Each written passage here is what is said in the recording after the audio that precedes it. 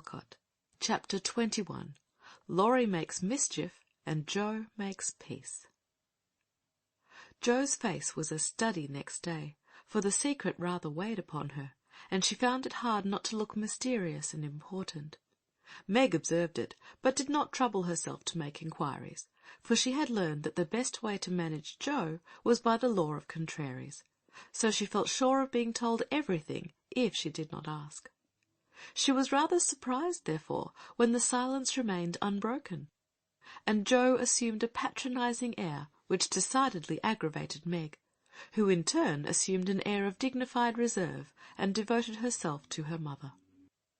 This left Joe to her own devices, for Mrs. March had taken her place as nurse, and bade her rest, exercise, and amuse herself after her long confinement. Amy being gone, Laurie was her only refuge, and much as she enjoyed his society, she rather dreaded him just then, for he was an incorrigible tease, and she feared he would coax the secret from her. She was quite right, for the mischief-loving lad no sooner suspected a mystery than he set himself to find it out, and led Joe a trying life of it.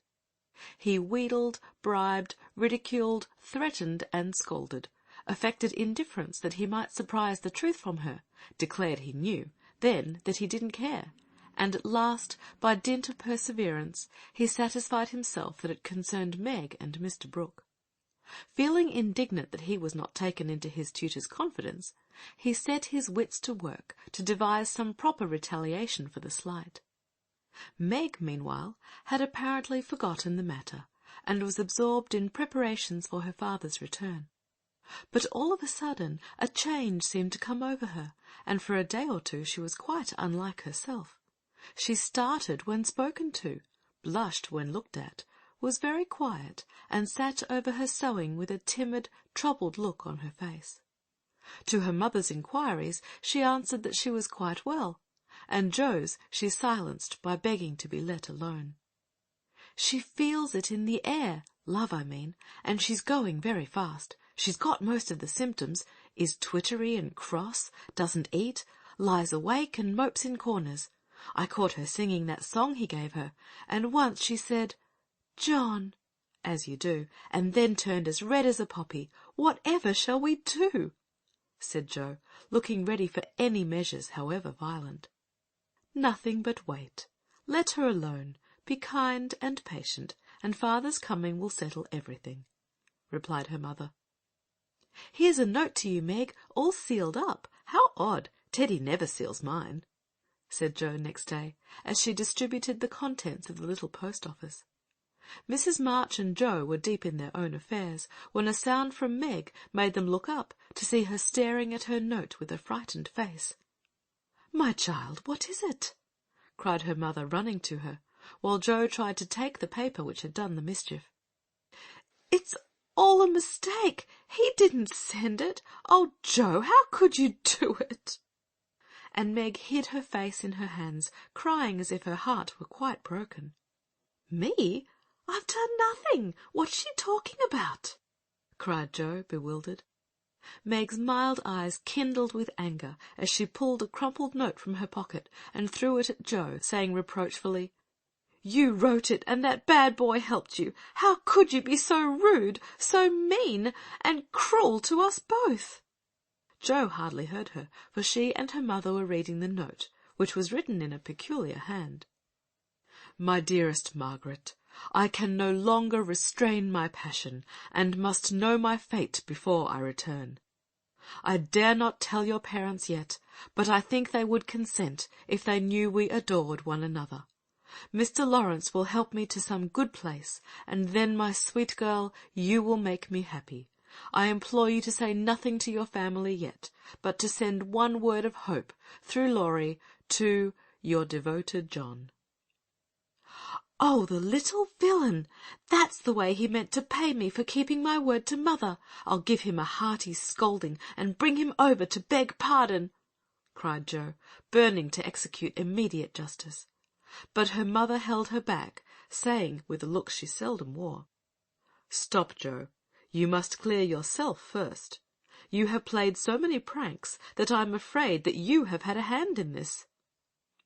"On my word, Mother, I haven't. I never saw that note before, and don't know anything about it, as true as I live," said Jo, so earnestly that they believed her.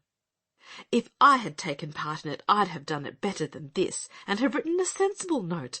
I should think you'd have known Mr. Brooke wouldn't write such stuff as that," she added scornfully, tossing down the paper. "It's like his writing," faltered Meg, comparing it with the note in her hand. "Oh, Meg, you didn't answer it," cried Mrs. March quickly. "Yes, I did," and Meg hid her face again, overcome with shame. "Here's a scrape. Do let me bring that wicked boy over to explain and be lectured. I can't rest till I get hold of him," and Jo made for the door again. "Hush, let me handle this, for it is worse than I thought. Margaret, tell me the whole story," commanded Mrs. March, sitting down by Meg, yet keeping hold of Jo lest she should fly off. "I received the first letter from Laurie, who didn't look as if he knew anything about it," began Meg without looking up. "I was worried at first and meant to tell you. Then I remembered how you liked Mr. Brooke, so I thought you wouldn't mind if I kept my secret for a few days. I'm so silly that I like to think no one knew, and while I was deciding what to say, I felt like the girls in books who have such things to do. Forgive me, Mother, I'm paid for my silliness now. I can never look him in the face again." "What did you say to him?" asked Mrs. March.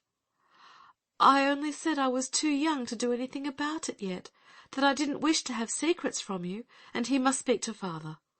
I was very grateful for his kindness, and would be his friend, but nothing more for a long while."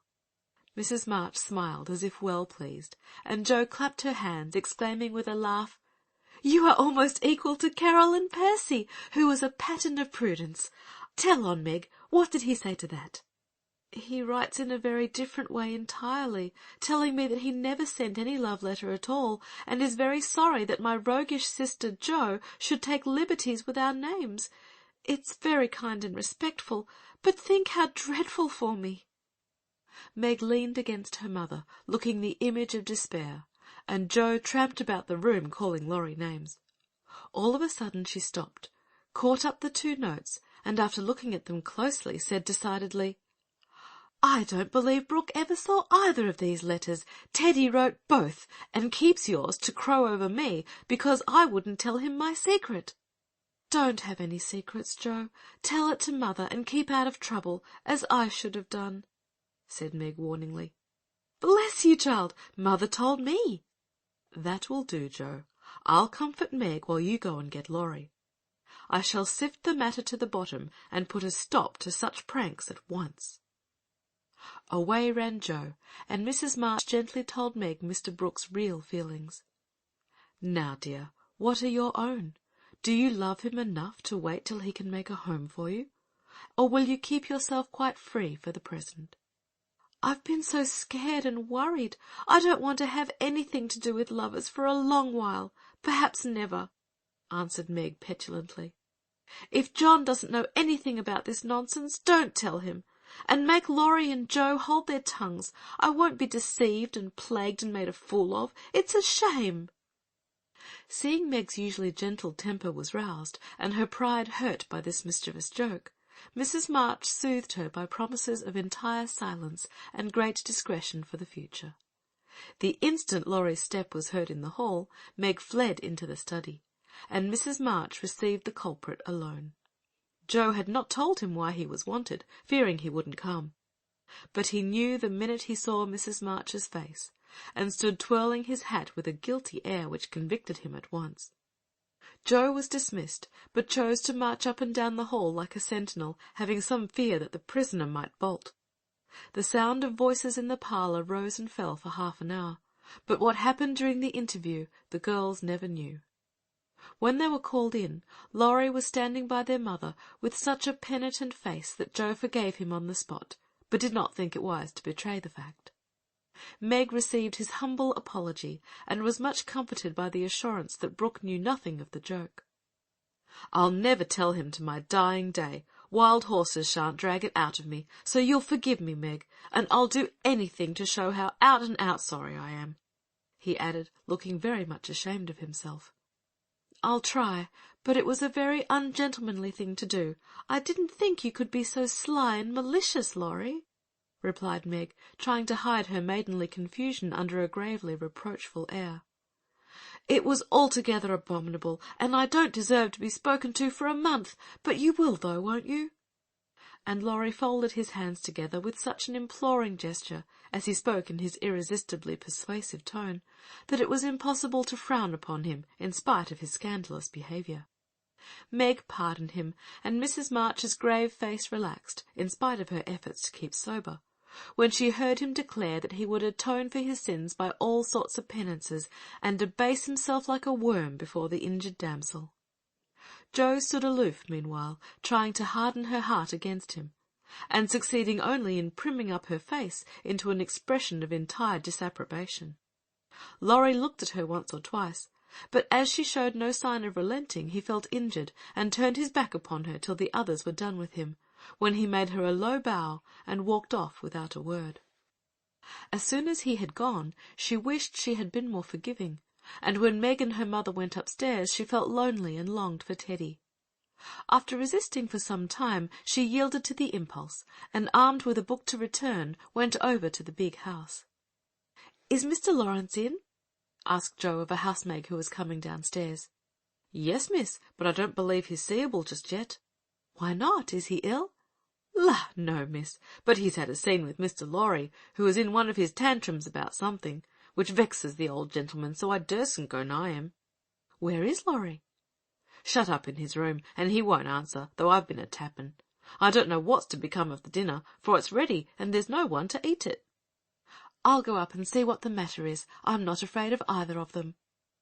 Up went Jo, and knocked smartly on the door of Laurie's little study. "Stop that, or I'll open the door and make you," called out the young gentleman in a threatening tone. Jo immediately knocked again. The door flew open, and in she bounced before Laurie could recover from his surprise. Seeing that he was really out of temper, Jo, who knew how to manage him, assumed a contrite expression, and going artistically down upon her knees, said meekly, "Please forgive me for being so cross. I came to make it up, and can't go away till I have." "It's all right. Get up, and don't be a goose, Jo," was the cavalier reply to her petition. "Thank you, I will. Could I ask what's the matter? You don't look exactly easy in your mind." "I've been shaken, and I won't bear it," growled Laurie indignantly. "Who did it?" demanded Jo. "Grandfather. If it had been anyone else, I'd have—" And the injured youth finished his sentence by an energetic gesture of the right arm. "That's nothing. I often shake you, and you don't mind," said Jo soothingly. "Pooh, you're a girl, and it's fun, but I'll allow no man to shake me." "I don't think anyone would care to try it, if you looked as much like a thundercloud as you do now. Why were you treated so?" "Just because I wouldn't say what your mother wanted me for. I'd promised not to tell, and of course I wasn't going to break my word." "Couldn't you satisfy your grandpa in any other way?" "No, he would have the truth, the whole truth, and nothing but the truth. I'd have told my part of the scrape, if I could without bringing Meg in. As I couldn't, I held my tongue, and bore the scolding till the old gentleman collared me. Then I bolted, for fear I should forget myself." "It wasn't nice, but he's sorry, I know, so go down and make up. I'll help you." "Hanged if I do. I'm not going to be lectured and pummelled by everyone, just for a bit of a frolic. I was sorry about Meg, and begged pardon like a man, but I won't do it again when I wasn't in the wrong." "He didn't know that." "He ought to trust me, and not act as if I was a baby. It's no use, Jo. He's got to learn that I'm able to take care of myself, and don't need anyone's apron string to hold on by." "What pepper pots you are," sighed Jo. "How do you mean to settle this affair?" "Well, he ought to beg pardon, and believe me when I say I can't tell him what the fuss is about." "Bless you, he won't do that." "I won't go down till he does." "Now, Teddy, be sensible. Let it pass, and I'll explain what I can. You can't stay here, so what's the use of being melodramatic?" "I don't intend to stay here long anyway. I'll slip off and take a journey somewhere, and when Grandpa misses me, he'll come round fast enough." "I dare say, but you ought not to go and worry him." "Don't preach. I'll go to Washington and see Brooke. It's gay there, and I'll enjoy myself after the troubles." "What fun you'd have! I wish I could run off too," said Jo, forgetting her part of mentor in lively visions of martial life at the capital. "Come on, then, why not? You go and surprise your father, and I'll stir up old Brooke. It would be a glorious joke. Let's do it, Jo. We'll leave a letter saying we're all right, and trot off at once. I've got money enough. It will do you good, and no harm, as you go to your father." For a moment Jo looked as if she would agree, for wild as the plan was, it just suited her. She was tired of care and confinement, longed for change, and thoughts of her father blended temptingly with the novel charms of camps and hospitals, liberty and fun. Her eyes kindled as they turned wistfully towards the window, but they fell on the old house opposite, and she shook her head with sorrowful decision. "If I was a boy, we'd run away together and have a capital time, but as I'm a miserable girl, I must be proper and stop at home. Don't tempt me, Teddy. It's a crazy plan." "That's the fun of it," began Laurie, who had got a wilful fit on him and was possessed to break out of bounds in some way. "Hold your tongue," cried Jo, covering her ears. "Prunes and prisms are my doom, and I may as well make up my mind to it. I came here to moralize, not to hear things that make me skip to think of." "I know Meg would wet blanket such a proposal, but I thought you had more spirit," began Laurie insinuatingly. "Bad boy, be quiet. Sit down and think of your own sins. Don't go making me add to mine. If I get your grandpa to apologize for the shaking, will you give up running away?" asked Jo seriously. "Yes, but you won't do it," answered Laurie, who wished to make up, but felt that his outraged dignity must be appeased first. "If I can manage the young one, I can the old one," muttered Jo as she walked away, leaving Laurie bent over a railroad map with his head propped up on both hands. "Come in," and Mr. Lawrence's gruff voice sounded gruffer than ever as Jo tapped at his door. "It's only me, sir, come to return a book," she said blandly as she entered. "Want any more?" asked the old gentleman, looking grim and vexed, but trying not to show it. "Yes, please. I like Old Sam so well, I think I'll try the second volume," returned Jo, hoping to propitiate him by accepting a second dose of Boswell's Johnson, as he had recommended that lively work. The shaggy eyebrows unbent a little as he rolled the steps toward the shelf where the Johnsonian literature was placed. Jo skipped up, and sitting on the top step, affected to be searching for her book, but was really wondering how best to introduce the dangerous object of her visit. Mr. Lawrence seemed to suspect that something was brewing in her mind, for after taking several brisk turns about the room, he faced round on her, speaking so abruptly that Rasselas tumbled face downwards on the floor. "What has that boy been about? Don't try to shield him. I know he has been in mischief by the way he acted when he came home. I can't get a word from him, and when I threatened to shake the truth out of him, he bolted upstairs and locked himself into his room." "He did wrong, but we forgave him, and all promised not to say a word to anyone," began Jo reluctantly.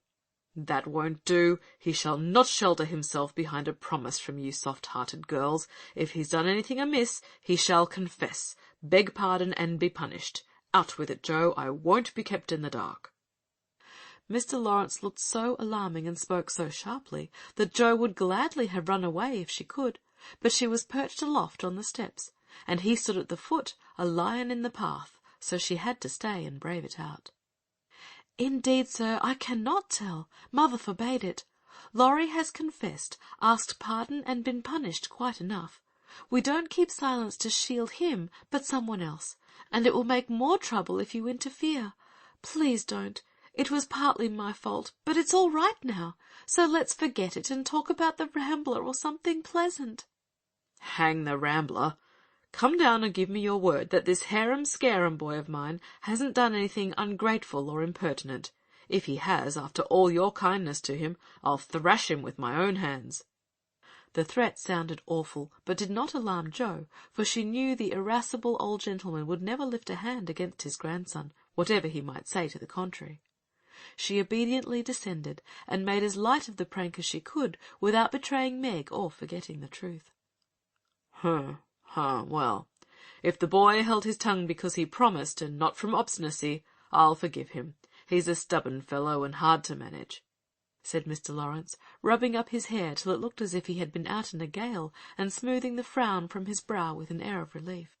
"So am I, but a kind word will govern me when all the king's horses and all the king's men couldn't," said Jo, trying to say a kind word for her friend, who seemed to get out of one scrape only to fall into another. "You think I'm not kind to him, hey?" was the sharp answer. "Oh, dear, no, sir. You are rather too kind sometimes, and then just a trifle hasty when he tries your patience. Don't you think you are?" Jo was determined to have it out now, and tried to look quite placid, though she quaked a little after her bold speech. To her great relief and surprise, the old gentleman only threw his spectacles onto the table with a rattle, and exclaimed frankly, "You're right, girl, I am. I love the boy, but he tries my patience past bearing, and I know how it will end if we go on so. I'll tell you, he'll run away." Jo was sorry for that speech the minute it was made.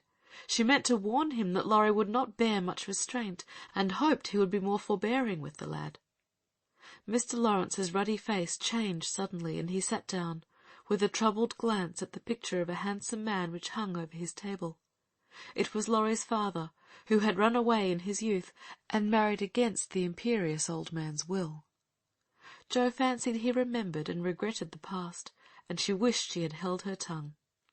"He won't do it unless he is very much worried, and only threatens it sometimes when he gets tired of studying. I often think I should like to, especially since my hair was cut, so if you ever miss us, you may advertise for 2 boys, and look among the ships bound for India." She laughed as she spoke, and Mr. Lawrence looked relieved, evidently taking the whole as a joke. "You hussy, how dare you talk in that way? Where's your respect for me and your proper bringing up? Bless the boys and girls, what torments they are, yet we can't do without them," he said, pinching her cheeks good-humouredly. "Go and bring that boy down to his dinner. Tell him it's all right, and advise him not to put on tragedy airs with his grandfather. I won't bear it." "He won't come, sir. He feels badly because you didn't believe him when he said he couldn't tell. I think the shaking hurt his feelings very much." Jo tried to look pathetic, but must have failed, for Mr. Lawrence began to laugh, and she knew the day was won. "I'm sorry for that, and ought to thank him for not shaking me, I suppose. What the dickens does the fellow expect?" And the old gentleman looked a trifle ashamed of his own testiness. "If I were you, I'd write him an apology, sir. He says he won't come down till he has one, and talks about Washington, and goes on in an absurd way. A formal apology will make him see how foolish he is, and bring him down quite amiable. Try it. He likes fun, and this way is better than talking. I'll carry it up, and teach him his duty." Mr. Lawrence gave her a sharp look, and put on his spectacles, saying slowly, "You're a sly puss, but I don't mind being managed by you and Beth. Here, give me a bit of paper, and let us have done with this nonsense." The note was written in the terms which one gentleman would use to another after offering some deep insult. Jo dropped a kiss on the top of Mr. Lawrence's bald head, and ran up to slip the apology under Laurie's door, advising him through the keyhole to be submissive, decorous, and a few other agreeable impossibilities. Finding the door locked again, she left the note to do its work, and was going quietly away when the young gentleman slid down the banisters and waited for her at the bottom, saying with his most virtuous expression of countenance, "What a good fellow you are, Jo! Did you get blown up?" he added, laughing. "No, he was pretty mild on the whole." "Oh, I got it all round. Even you cast me off over there, and I felt just ready to go to the deuce," he began apologetically. "Don't talk that way. Turn over a new leaf and begin again, Teddy, my son." "I keep turning over new leaves and spoiling them, as I used to spoil my copybooks, and I make so many beginnings there never will be an end," he said dolefully. "Go and eat your dinner. You'll feel better after it. Men always croak when they are hungry." And Jo whisked out the front door after that. "That's a label on my sect," answered Laurie, quoting Amy, as he went to partake of humble pie dutifully with his grandfather, who was quite saintly in temper and overwhelmingly respectful in manner all the rest of the day. Everyone thought the matter ended and the little cloud blown over, but the mischief was done, for though others forgot it, Meg remembered. She never alluded to a certain person, but she thought of him a good deal, dreamed dreams more than ever, and once Jo, rummaging in her sister's desk for stamps, found a bit of paper scribbled over with the words, "Mrs. John Brooke," whereat she groaned tragically and cast it into the fire, feeling that Laurie's prank had hastened the evil day for her. End of chapter 21.